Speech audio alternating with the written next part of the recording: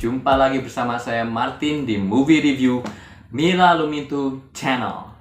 Ada request lagi dari seorang teman lama saya untuk mereview satu film kungfu yang bagus. Setelah saya bongkar-bongkar sejenak dalam memori saya, akhirnya saya pilih satu film lama yang menurut saya cukup bagus, yaitu Iron Monkey yang dibintangi oleh Donnie Yen. Film ini disutradarai oleh Yuen Woo-ping yang di Hollywood melejit namanya sebagai fighting choreographer untuk film The Matrix. Film The Matrix membawanya menjadi sutradara laga film Hollywood yang lain, yaitu Kill Bill Volume 1 and 2 garapan Quentin Tarantino.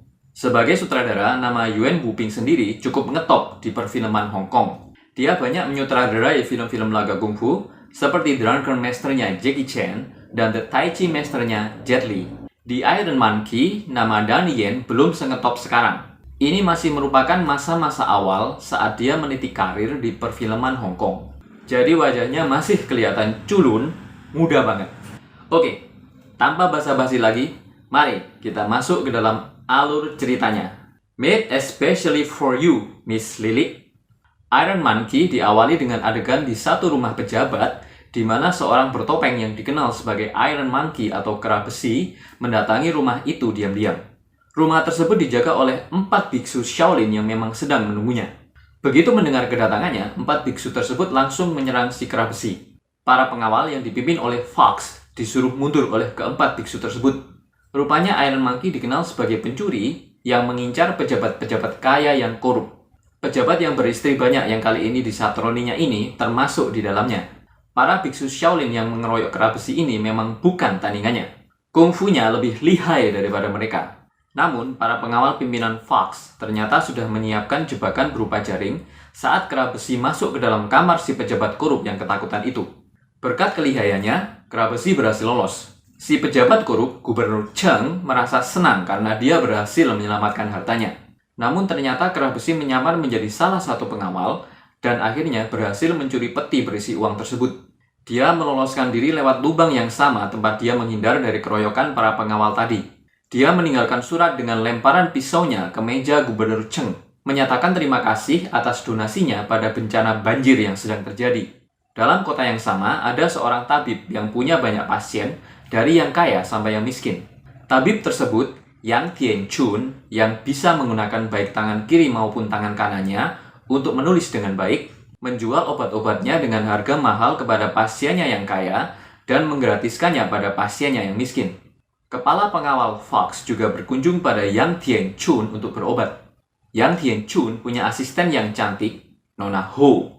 Ada seorang kaya yang bergaya petentang-petenteng dan menggodanya. Fox langsung melabraknya dan bilang bahwa klinik Yang berada di bawah perlindungannya dan tidak boleh ada tindak pelecehan seperti itu di situ. Si kaya tersebut langsung menyuapnya dan menghimbau untuk tidak mempermalukannya.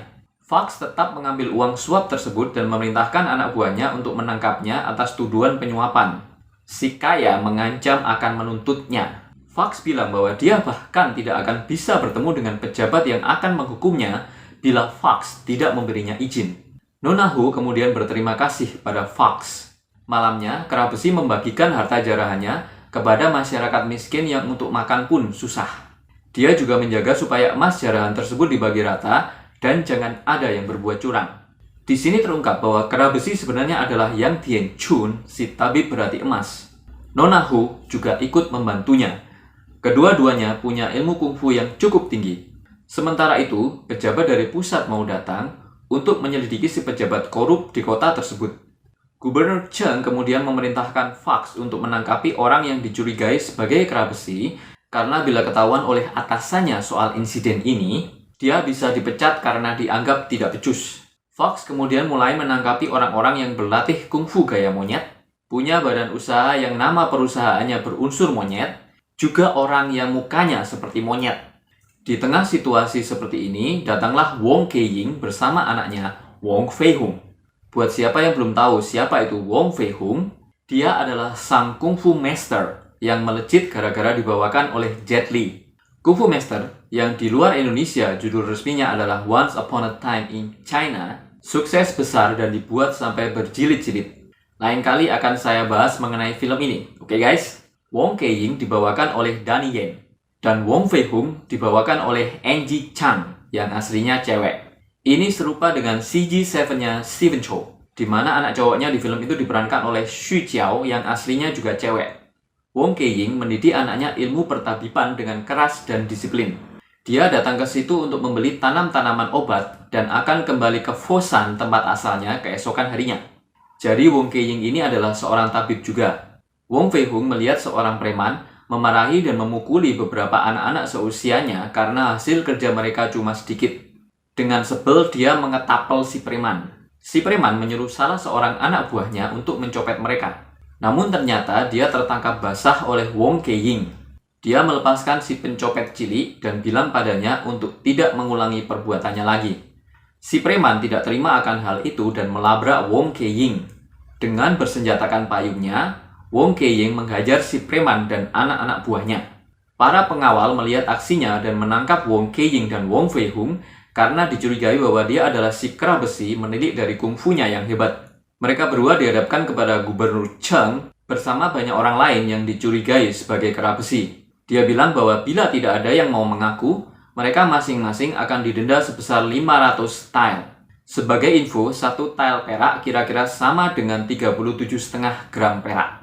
Kalau dirupiahkan, satu tael itu sama dengan 84.375 rupiah dengan nilai sekarang. Jadi 500 tael diperkirakan sama dengan 42.187.500 rupiah. Jumlah yang besar banget ya guys. Jadi dalam film ini, mereka akan didenda sejumlah itu bila tidak ada yang mengaku. Dan mereka masing-masing akan diberi cap atau semacam tato sebagai penjahat. Benar-benar tidak adil ya guys. Wong Kei-ying menunjukkan wajah kesal dan langsung diangkut untuk ditahan oleh Gubernur Cheng. Wong Fei-hung yang memprotes ketidakadilan ini malah diberi hukuman pukulan sebanyak 30 kali. Fox yang bilang bahwa Fei-hung cuma anak kecil yang tidak layak menanggung hukuman seberat itu malah didamprat oleh atasannya. Di saat Fei-hung hendak diberi cap sebagai orang hukuman, kera besi muncul dan bilang bahwa dia telah menangkap orang yang salah. Ternyata ini adalah jebakan yang disiapkan oleh Gubernur Cheng supaya kera besi yang selalu muncul di malam hari akan terpancing untuk menampakkan diri di siang hari sehingga lebih mudah baginya untuk meringkusnya. Wong Kei-ying yang merasa gara-gara kera besi orang-orang tidak bersalah malah jadi sasaran, langsung meloloskan diri dari para pengawal yang menahannya dan beranjak menghadapinya. Mereka berdua kemudian bertarung. Mereka berdua ternyata memang sama-sama punya ilmu kungfu yang tinggi sehingga pertarungannya berjalan seimbang. Kera besi akhirnya berhasil meloloskan diri. Gubernur Cheng yang melihat betapa lihainya kungfu Kei-ying dengan liciknya menahan Fei-hung dan memerintahkannya untuk menangkap kera besi dalam waktu 7 hari. Dia menyandera Fei-hung untuk memastikan Kei-ying melaksanakan apa yang diperintahkannya. Penduduk situ yang tidak suka pada Kei-ying karena dia hendak menangkap kera besi menolak untuk menjual makanan kepadanya. Kera besi sudah menjadi pahlawan bagi mereka. Dalam kondisi seperti ini, Kei-ying beristirahat sejenak di emperan klinik Tabib Yang. Nona Hu menyapanya dan Iba melihat kondisinya yang belum makan apa-apa selama 2 hari. Dia mempersilakannya masuk dan memasakkan makanan.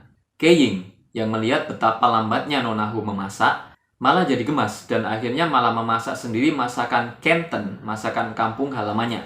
Tabib Yang bergabung bersama mereka dan juga memasak untuk mereka makan bersama. Mereka menjadi akrab. Kei-ying bilang bahwa istrinya sudah meninggal sehingga akhirnya dia harus mengurus urusan rumah tangganya sendiri. Dia juga curhat bahwa dia memikirkan anaknya yang ditahan oleh Gubernur Cheng dan khawatir tidak ada yang mengurusnya. Dia juga bilang mau cepat-cepat mencari kera besi untuk menyerahkannya ke Gubernur Cheng sehingga Fei-hung bisa segera dibebaskan. Dia pun kemudian minta diri. Tabib Yang dan Nona Hu menjadi bimbang karena hal ini. Sebelum pergi, Nona Hu memberinya bekal dan mempersilakannya untuk datang kapan saja ke klinik bila dia lelah. Sementara itu di dalam penjara, Fei-hung jatuh sakit. Tabib Yang kemudian datang mengunjunginya. Saat itu sedang terjadi wabah penyakit yang melanda kota itu. Melihat hal ini, Tabib Yang memohon kepada Fox supaya Fei-hung dirawat di rumahnya saja supaya dia tidak menulari penghuni penjara yang lain. Fox menyetujuinya. Dalam pencariannya, Kei-ying bertemu dengan sekelompok orang berbaju seperti ninja yang membawa sesuatu yang besar yang terbungkus. Dia dan Fox kemudian mengkonfrontasi mereka. Bungkusan itu ternyata berisi seorang wanita yang entah sedang tertidur atau pingsan. Kei-ying menyangka bahwa mereka adalah kera besi dan antek-anteknya. Saat bertarung, Keying sempat membuka topeng salah satu dari mereka. Ternyata mereka adalah mantan orang Shaolin. Keying menggunakan jurus andalannya, tendangan tanpa bayangan, untuk melawan mereka. Di sini dia bertemu dengan seorang wanita yang berkungfu lumayan, yang rupanya adalah murid dari Hin Hung, seorang mantan biksu Shaolin. Dalam pertarungan ini, si wanita bermuka budi tersebut berhasil meloloskan diri setelah terdesak oleh Keying. Di sini juga terungkap bahwa Keying sendiri adalah mantan orang Shaolin. Sementara itu, Fei Hung sudah berada di rumah Tian Chun dan dirawat oleh dia sendiri dan Nona Ho. Dalam flashback di adegan ini, diceritakan bahwa dulunya Nona Ho adalah seorang pelacur. Anaknya meninggal begitu lahir, dan Tian Chun adalah tabib yang menangani persalinannya. Mucikarinya memaksa dia untuk bekerja lagi karena sudah 9 bulan dia beristirahat. Nona Ho berontak dan sempat melukainya. Saat dia hendak dihantam bangku oleh si mucikari, Tian Chun menendang bangku itu sampai hancur dan menebus Nona Ho darinya dengan 3 keping emas. Sejak itu Nona Ho ikut dengan Tian Chun dan membantunya mengurusi apa saja. Dari situlah benih-benih cinta mulai tertanam dalam hati Nona Ho. Fei Hung yang sudah membaik kondisinya mulai mencari dana untuk kepulangannya ke Fosan. Dia meminjam pil-pil mujarab dari klinik dan menjualnya di jalanan sambil mempertontonkan kebolehannya berkungfu. Namun dia malah dilabrak oleh para preman yang pernah diajar oleh ayahnya. Karena Fei Hung sendiri kungfunya cukup lumayan, dia berhasil melumpuhkan para preman tersebut. Namun bos para preman itu malah muncul. Karena kungfu dan kekuatan si bos ini lebih tinggi dari dia jadi terdesak. Di saat inilah Nona Ho datang menolongnya. Keying akhirnya muncul di klinik Tian Chun. Dia lega melihat Fei Hung baik-baik saja. Mereka pun makan bersama. Di sisi lain, Hin Hung yang ternyata adalah pejabat yang ditugaskan untuk menyelidiki Gubernur Cheng sudah datang. Gubernur Cheng yang sebelumnya telah diakali oleh Tian Chun yang menyamar menjadi pejabat pemerintah dan menginspeksinya serta menguras seluruh hartanya, akhirnya menjadi pihak yang terusir dari situ karena dia sudah tidak punya apa-apa lagi. Kera besi dijebak oleh antek-antek Hin Hung, diantaranya si wanita bermuka belang yang pernah bertarung dengan Keying yang menyamar sebagai pengungsi yang didatanginya. Kedua antek itu berhasil dilumpuhkan oleh kera besi. Hin Hung sendiri kemudian muncul dan mengonfrontasinya. Hin Hung menggebrak dengan jurus tapak King Kong Shaolin-nya. Dia berhasil menerarkan tapaknya ke tubuh kera besi. Dia jadi terluka dalam gara-gara itu. Dia terpaksa melarikan diri. Keying yang tengah berpatroli untuk mencarinya bertemu dengan Hin Hung yang sedang mengejarnya. Keying yang juga pernah belajar di Shaolin mengenalinya dari jurus Shaolin yang digunakannya. Ternyata Hin Hung adalah orang yang dalam dunia persilatan dikenal sebagai rahib terbang. Dia pernah berkhianat dari Shaolin dan membakar salah satu kuilnya. Maka bertarunglah mereka. Keying yang sebetulnya sudah cukup tinggi ilmu kungfunya tetap bukan tandingan dari tapak King Kong Hin Hung yang hebat. Keying terpaksa melarikan diri karena terluka dalam oleh tapak tersebut, sama seperti Tian Chun tadi. Tian Chun yang terluka parah kemudian mencoba mengeluarkan racun dari tapak King Kong Hin Hung dengan dibantu oleh Nona Ho. Saat dia menyuruh Nona Ho menuliskan daftar bahan yang dibutuhkan untuk pengobatannya, dia jatuh pingsan. Di saat itulah Keying yang juga terluka muncul. Dia jadi tahu bahwa kera besi adalah Tian Chun. Keying jadi marah, namun dia juga teracuni. Secara tidak sengaja, dia melihat catatan Tian Chun untuk melawan racun dengan racun. Karena Keying sendiri juga tabib, dia kemudian berusaha menyelesaikan resep pengobatan dari Tian Chun. Fei Hung juga ikut membantu untuk memasak resep yang sudah diselesaikan oleh ayahnya. Hin Hung yang tahu bahwa mereka berdua telah terluka oleh tapaknya, memerintahkan anak-anak buahnya untuk mencari mereka di klinik-klinik sekitar situ, karena mereka pasti sedang mengobati luka dalam mereka sekarang. Keying dan Tian Chun akhirnya pulih. Dari percakapan mereka, terkuak bahwa ayah Tian Chun adalah korban dari kekorupan dan kemerosotan moral dari para pejabat negara. Inilah yang mendasarinya untuk melaksanakan aksinya sebagai kera besi, sebagai pernyataan sikap terhadap ketidakadilan yang sedang terjadi. Fox yang mendatangi klinik menyampaikan bahwa Hin Hung mau menangkap mereka berdua dan bilang pada Nona Ho untuk menyuruh mereka pergi dari situ. Keying dan Tian Chun terpaksa pergi mencari tempat yang aman untuk bersembunyi dulu sambil memulihkan diri. Setelah mereka pergi, rahib-rahib pengkhianat Shaolin yang merupakan antek-antek dari Hin Hung datang menyatroni klinik. Nona Ho menghadapi mereka sendirian. Salah satu dari mereka sempat menyiramkan bubuk pembius ke wajah Nona Ho. Saat mereka hendak memperkosa Nona Ho, Fei Hung datang menolongnya. Dia menyuruh Nona Ho pergi dan menggantikannya menghadapi mereka. Fei Hung berhasil melumpuhkan mereka, namun si wanita bermuka belang mulai muncul.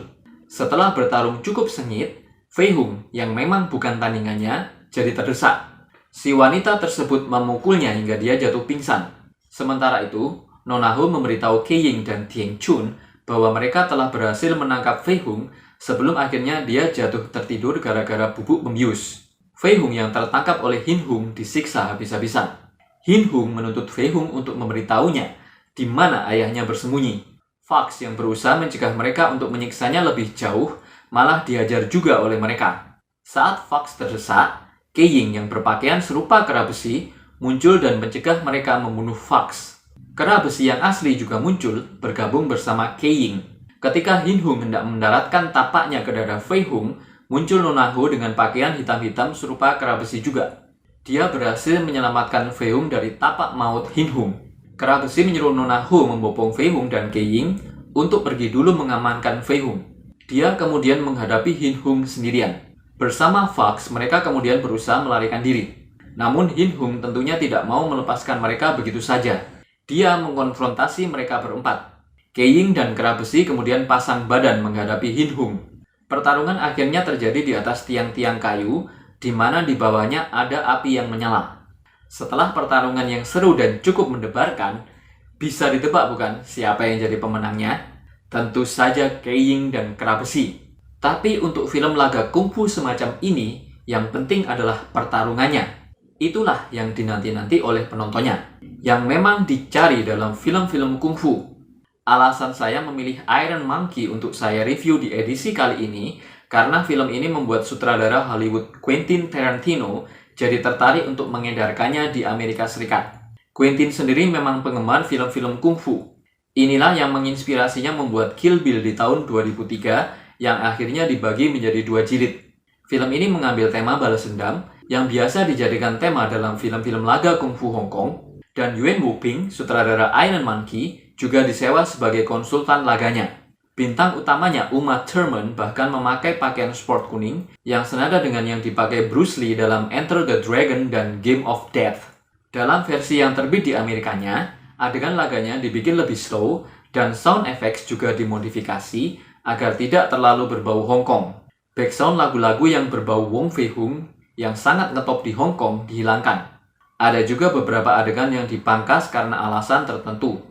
Iron Monkey mendapat penerimaan yang positif di Amerika sampai masuk ke urutan 11 film asing berpendapatan tertinggi di tahun 2001. Bahkan di situs Rotten Tomatoes, tomato meternya mencapai 90% dan audience score-nya mencapai 86%. Untuk film laga kungfu, ini pencapaian yang bagus loh guys. Karena dibuatnya di tahun 1993, film ini masih mengandalkan koreografi tradisional tanpa sentuhan CGI. Harus diakui, adegan laganya cukup oke walaupun disaksikan di masa sekarang. Tapi harus dengan mindset yang berbeda ya guys. Kita harus tanamkan dulu dalam pikiran kita bahwa film ini dibuat di awal tahun 90-an dan tentunya adegan-adegan yang dibikin belum seheboh sekarang dengan sentuhan CGI. Di masa itu, CGI atau efek komputer belum diaplikasikan ke dalam film-film laga kungfu semacam ini. Perkembangan efek visual belum secanggih sekarang. Di masa itu, Donnie Yen juga masih belum menjadi bintang laga kelas atas seperti sekarang. Namun, penampilannya cukup apik di Iron Monkey. Juga Yu Rongquan, bintang dari Cina Daratan, yang juga tampil cukup meyakinkan sebagai karakter utamanya, si kera besi. Angie Chang, si gadis cilik yang memerankan Wong Fei Hung, juga tampil oke. Di kehidupan nyata, gadis cilik yang bernama asli Chang Seman ini adalah seorang atlet cilik wushu yang pernah memenangkan medali emas di kompetisi wushu di Hong Kong. Sepertinya, dia memang tidak tertarik untuk melanjutkan karirnya di dunia perfilman. Tercatat, hanya ada 2 film yang dibintanginya, yaitu Iron Monkey di tahun 1993 dan Kumbu Cups di tahun 1996. Nah, kalau begitu, jadi apa dia sekarang ya guys? Ternyata dia jadi polisi sekarang. Dia bergabung di kepolisian Hong Kong di bulan Januari 2003 dan sampai sekarang masih aktif sebagai polisi. Dia menikahi sesama polisi dan sudah punya 2 anak sekarang ini. Sebetulnya, boleh dibilang film ini merupakan prequel dari Kung Fu Master atau Once Upon a Time in China yang dibintangi oleh Jet Li. Film ini beredar di tahun 1991 dan sukses besar sebagai box office. Kung Fu Master juga mempelopori demam film-film sejenis di Hong Kong saat itu sampai di pertengahan tahun 90-an. Karena kesuksesan inilah, maka dibuatlah semacam prequel yaitu Iron Monkey ini. Kung Fu Master sendiri sampai menelurkan 5 sequel dengan bintang utama Jet Li. Di seri keempat dan limanya, Jet Li digantikan oleh Vincent Chow. Jet Li kembali sebagai Wong Fei Hung di sequel terakhirnya, Once Upon a Time in China and America. Sebelum saya akhiri perjumpaan kita, skor saya untuk film ini 3 dari 5 bintang. Secara kualitas, Iron Monkey cukup bagus dan juga menghibur. Namun untuk cerita, menurut saya Kung Fu Master 1 pendahulunya lebih bagus. Nah, sekian dulu review dari saya di edisi kali ini. Kita jumpa lagi di edisi berikutnya. Jaga diri, jaga kesehatan. Bye!